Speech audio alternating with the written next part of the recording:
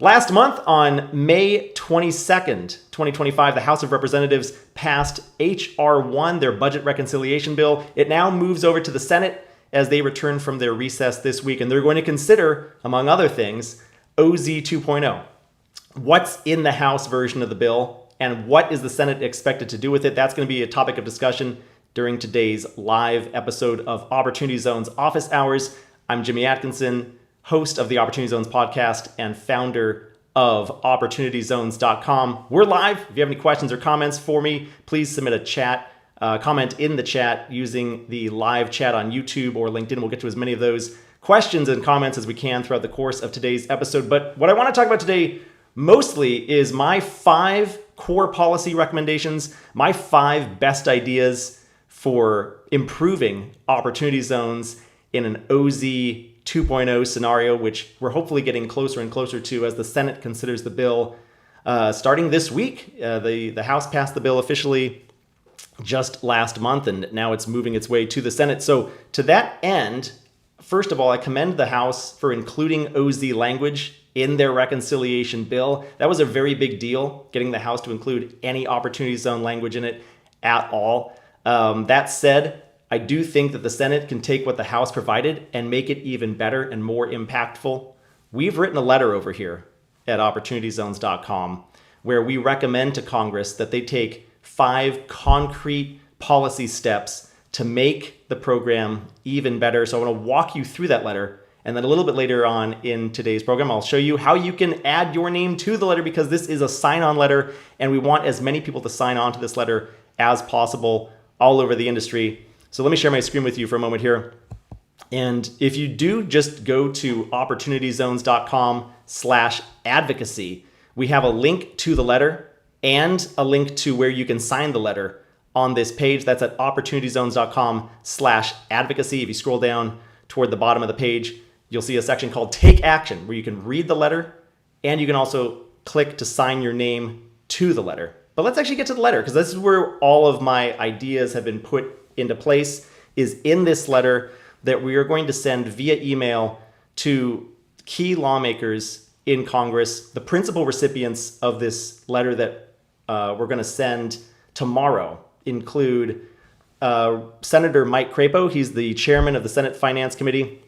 And of course, Senator Tim Scott, who's a member of the Senate Finance Committee. On the House of Representatives side, we're going to send it to Chairman Jason Smith. He's the chairman of the House Ways and Means Committee, and Representative Mike Kelly, who's been probably the most important, biggest champion of the Opportunity Zones policy on the House side. And then we have several CCs we're going to send it to as well. We'll get to that in a little bit. But what we do first in this letter here is we do explain the importance of Opportunity Zones first and foremost, what it's done so far, the jobs it's created. According to a recent report by the Council of Economic Advisors, Opportunity Zones have helped to create 1 million jobs. This report came out just last month in May of 2025.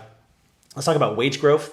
I was at an event with Senator Tim Scott in Washington, D.C. last month, and he made mention of the fact that inside Opportunity Zones, wages have grown by about 8% compared to a 3% wage growth in other locations outside of Opportunity Zones. And then the Economic Innovation Group, EIG, you might know them as, they put out a massive study earlier this year that showed that there's been an increase of 313,000 new residential addresses in designated Opportunity Zone communities. That's over a period of time covering Q3 2019 through Q3 2024. That nearly doubled the supply of housing in those communities. So we want Opportunity Zones to continue on beyond the current sunset date of 2026, and we want to make the program even better. So I'm going to go through my 5 core policy recommendations now.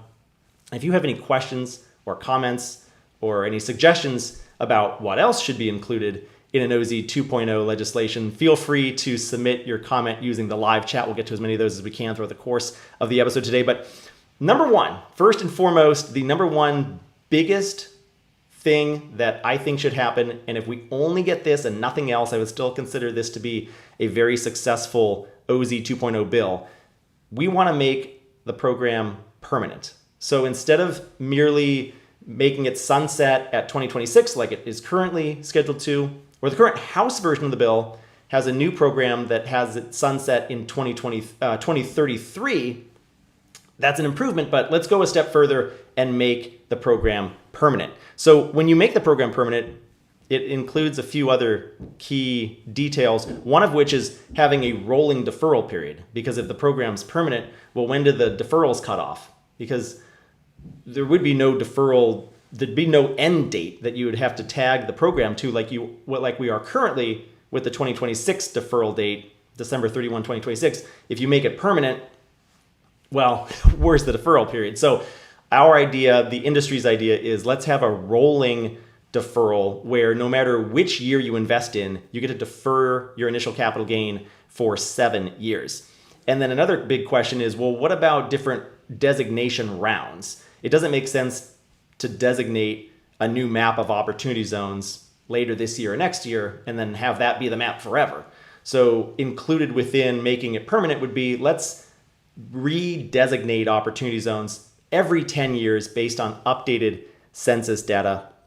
And then we also include some language that we should have some sort of transition framework between each of those 10-year cycles so that there isn't an interruption in capital flow. I'll talk more about that when we get to point number 3 in our bill.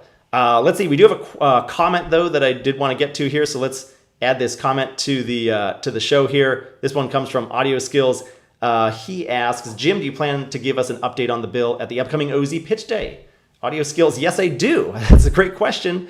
We're going to cover this in great detail on OZ Pitch Day, and I'm going to do a little preview of OZ Pitch Day a little bit later in the show today, and this will definitely be the topic of one of our panels. So more on that in a little bit. Thanks for the question there. If anybody else has any questions or comments, feel free to submit them using the chat. Let's go to point number 2, though. The second point that we want to make sure gets covered, our second idea for improving opportunity zone legislation, includes removing statutory barriers to opportunity zone investment in operating businesses. So that's a big mouthful there. And there's 2 really key points that we want the Senate, and then when it comes back to the House, we want Congress to address in any OZ 2.0 legislation.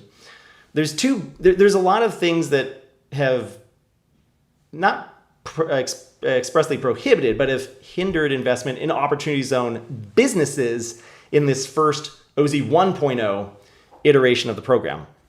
And a lot of it deals with the fact that there can be no interim gains that doesn't then cause some big tax event for the investors. That's a big deal. So the 10-year hold essentially is a huge hindrance. And then how existing businesses can qualify as a big hindrance as well. So 2 things we're asking for under this one big point is, 1, allow some interim gains relief.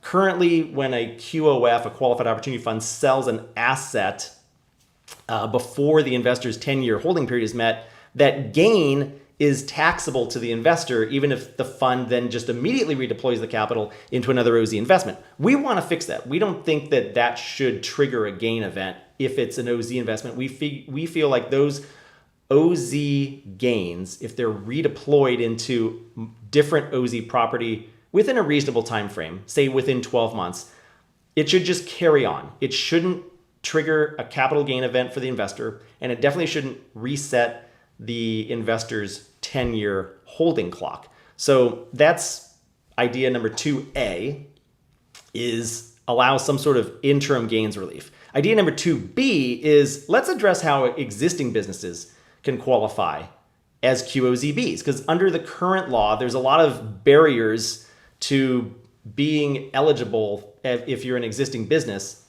as an opportunity zone business or as qualified opportunity zone property. And I give an example here that I've actually borrowed from the Novogradac Opportunity Zone Working Group, and I'll just read it. A small manufacturing company, let's say, owns tangible property that has a value of $300,000. In order to satisfy the 70% tangible property test, they would need to then go out and acquire $700,000 of additional tangible property in order to be considered compliant with the Opportunity Zone regulations as a qualified opportunity zone business. It's very difficult to do. It's very burdensome for a business. It makes it so that basically existing businesses with existing tangible assets almost just, it's impossible to qualify as an OZ business. So instead, we suggest, and this is also borrowed from the Novocratic Opportunity Zone Working Group, let's count that existing $300,000 of tangible asset as good OZ assets.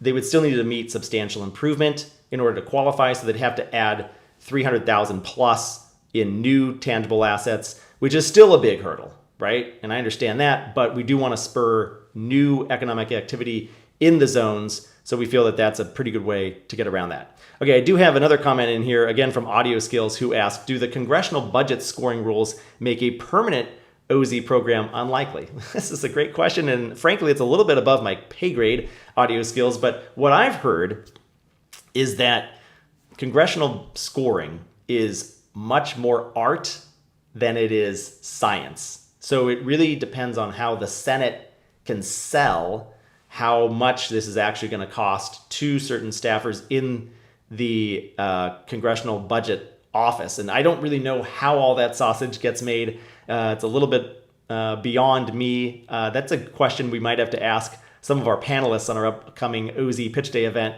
So I will do that for you. I will ask that question if it's still a topic of discussion, and I think it will be 2.5 weeks from now when we host OZ Pitch Day on June 19th. I'll ask, hey, is permanence even possible? How does that get scored? I don't know that. That's a good question, though.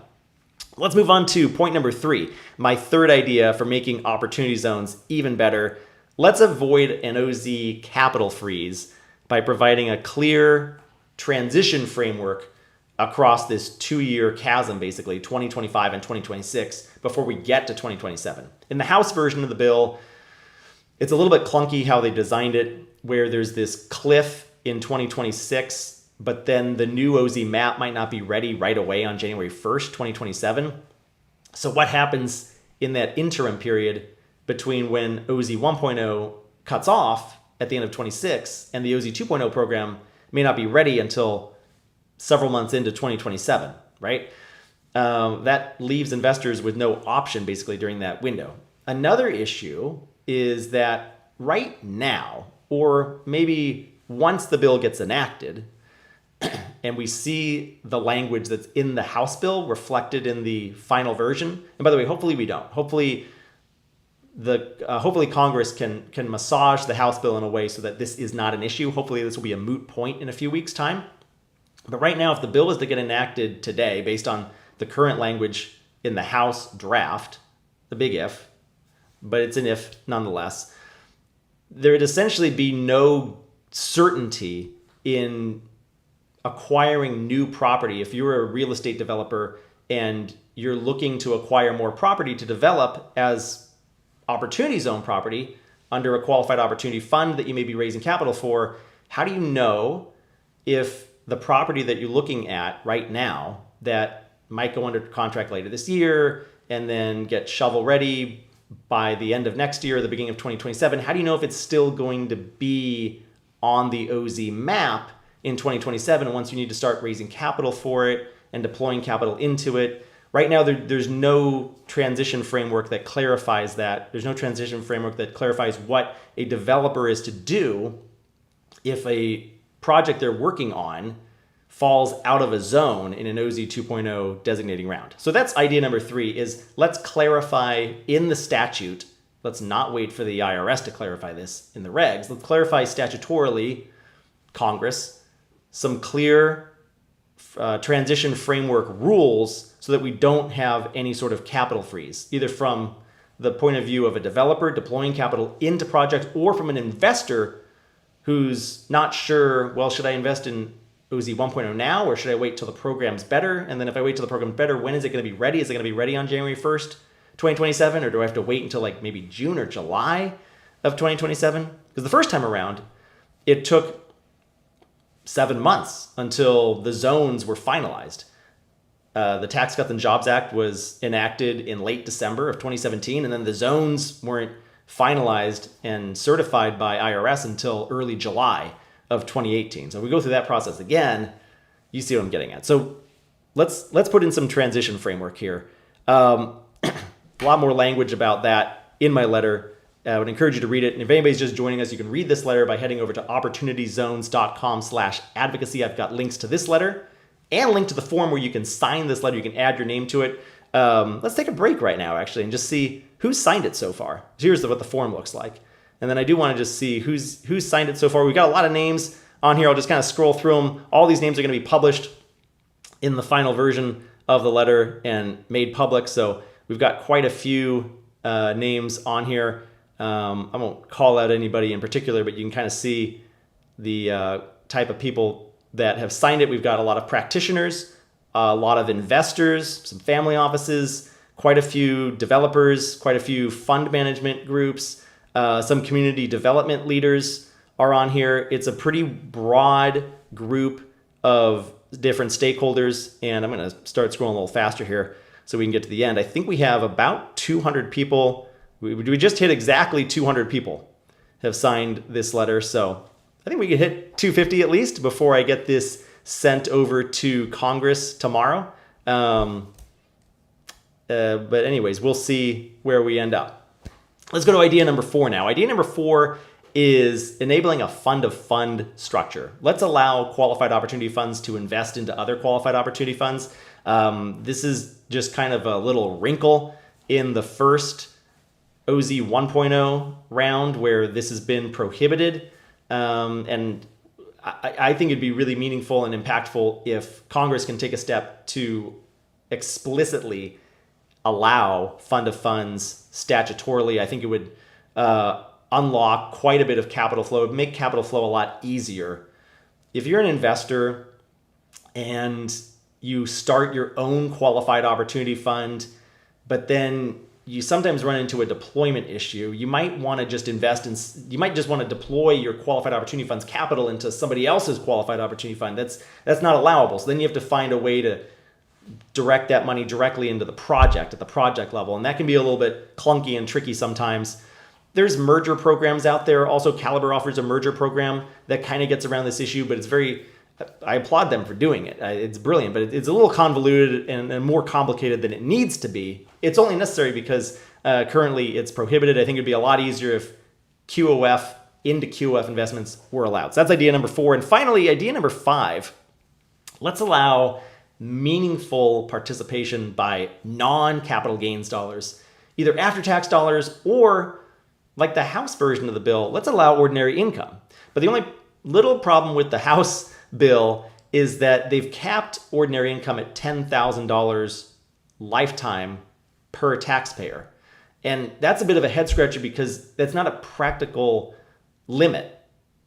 Seeing as how a lot of qualified opportunity funds have minimum investments, usually in the hundreds of thousands of dollars, I would say probably the median minimum investment to invest into a qualified opportunity fund is $100,000. I've seen some that are lower than that. I've seen plenty that are $50,000 minimums. I've even seen a couple that are $25,000 minimums. I don't think I've ever seen a reputable qualified opportunity fund with a minimum under $25,000. So the $10,000 limit really isn't practical for a smaller investor to make a meaningful investment into an opportunity zone fund. So in my letter, I say let's allow meaningful participation. So what do I mean by that? Well, let's either remove the limit entirely. Why is there a limit to begin with? And I know the reason why there's a limit, because it affects the budget score. It makes the program look a little bit too expensive if you allow unlimited amount of ordinary income to be deferred. And then of course the 10-year hold benefit really blows up the score quite a bit too. But if we like opportunity zones, if we like them as a policy tool, if we like them as an economic development tool, why not allow more capital to flow into it? Let's have our cake and eat it too. Or at the very least, if there needs to be a limit, let's make it a meaningful limit. Let's make it $100,000 or more, because I think anything less than that just really is impractical. And then I do note one other thing toward the end of my letter is I say it is also very important for the industry that although we haven't gotten this in the past, we would like some transparency and reporting framework. And the current House version of the bill does have a lot of this in it. The problem is, though, and why I didn't dwell on it too much in this letter, is I'm expecting that it's going to be challenged by the Byrd rule because this is going through budget reconciliation. I don't expect reporting and transparency to survive through the Senate process. I think it's going to be stripped out like it was in 2017. So we'll see what happens there, but I did mention it here toward the end. I say, though likely not feasible under budget reconciliation, we recommend that Congress adopt transparency and information reporting requirements consistent with those introduced by the Opportunity Zones Transparency Extension and Improvement Act of 2023. All of these ideas here, none of them are new, right? They've all been gelled together by the industry and with policymakers and lawmakers in their offices over years of conversation dating back basically to when the first program was enacted. So none of this is new, none of this is surprising. I bounced this letter off of several key stakeholders in the industry, got some great technical feedback on some finer points. I've incorporated a lot of feedback into this, and this is the final product. Got the thumbs up from everybody on it, and I'm planning on gathering more signatures today and tonight, and then tomorrow morning sending this on over to Congress. Those 4 principal recipients that I mentioned at the beginning: Senator Crapo, Senator Scott, and then on the House side, Representative Jason Smith and Representative Mike Kelly. I'm also going to CC on some very notable policymakers and other figures as well, including Secretary Steve Bessent of the Treasury Department, Secretary Scott Turner of HUD, Senate Majority Leader John Thune in the Senate, the Speaker of the House, Mike Johnson, and then 3 key White House staffers: Vince Haley, the Director of the White House Domestic Policy Council, Kevin Hassett, who's the Director of the National Economic Council, and then Stephen Moran, who is the Director of the Council of Economic Advisors. So if you're interested in signing your name to this letter, love to have you add your name. You can learn more about the letter. You can read it and find the links to read the letter and sign the letter if you head over to opportunityzones.com/advocacy. You'll land on a Google form that looks like this. Just give me your full name. Optionally, you can add your organization's name if you want your organization's name to get printed alongside your full name. And then if you want updates on the letter's progress, give your email address or don't. Up to you. That's optional. So really just need your name. And then we've got over 200 people who have signed it right now. Just got in number 201. And that's what we got going on over here at opportunityzones.com. I'm here to answer your questions for the next few minutes. I do have a hard stop at 3:30 p.m. Eastern time today, but I'm here to answer your questions. If anybody has any questions about the legislation or about our letter, happy to address those. I did promise that I would highlight a couple of events that are coming up tonight. I'm hosting my OZ Insiders Dinner in Manhattan Beach, California. OZ Insiders is my Opportunity Zone mastermind and group coaching community. Let's see. I wanted to go to the actual RSVP page, though. Here it is right here. We're going to be dining this evening in Manhattan Beach at Mangiamo.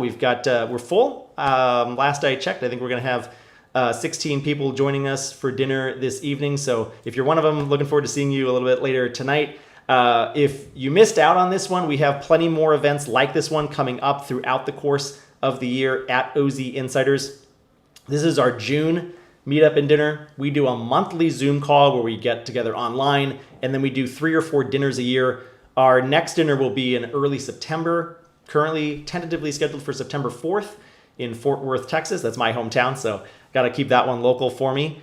That'll be nice to not have to do any travel. And then in December 2nd, we're going to host a dinner at either the Four Seasons or the Mandalay Bay, one of the hotels right there on the Vegas Strip in Las Vegas, Nevada. That'll take place the night before the Novogradac 2025 Opportunity Zone Summit, which will be taking place at the Four Seasons Hotel on the Las Vegas Strip. So if you're coming out for the Novogradac event in December and you're an OZ Insiders member, we'd love to host you for dinner the night before nearby that event site. More details to come on that, time, location, TBD, but we'll get you more information about that. And then I also promised we would talk about OZ Pitch Day. OZ Pitch Day is coming up really soon here. It's on June 19th, just 2.5 weeks away from today. And we've got a pretty good schedule coming out. This is free to attend for those who are unfamiliar with the program. You can head to ozpitchday.com to learn more about this show and to get registered for this event. It's a big online Zoom call that starts at 10 a.m. Eastern Time on Thursday, June 19th. We've got a pretty good docket for this one.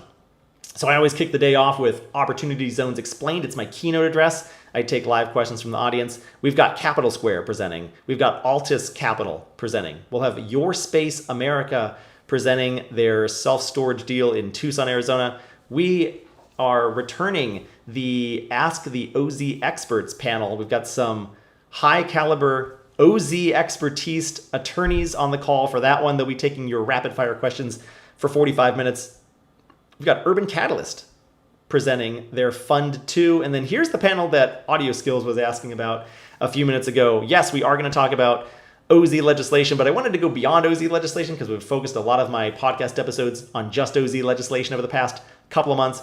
This panel, coming up on OZ Pitch Day, will discuss the most important items in the 2025 tax cuts bill that President Trump and the Republican Party are trying to push through right now. Just got out of the House, it's moving over to the Senate. We talked about the OZ 2.0 stuff, but we're going to broaden the scope when we talk about the 2025 tax cuts during this panel at OZ Pitch Day on June 19th. We'll talk about OZ 2.0. We'll talk about the return of 100% bonus depreciation, and we'll also talk about SALT caps as well, and much more. That'll be a great discussion with myself and two OZ Insiders members, a CPA from HCVT accounting firm, Blake Christian, will join us.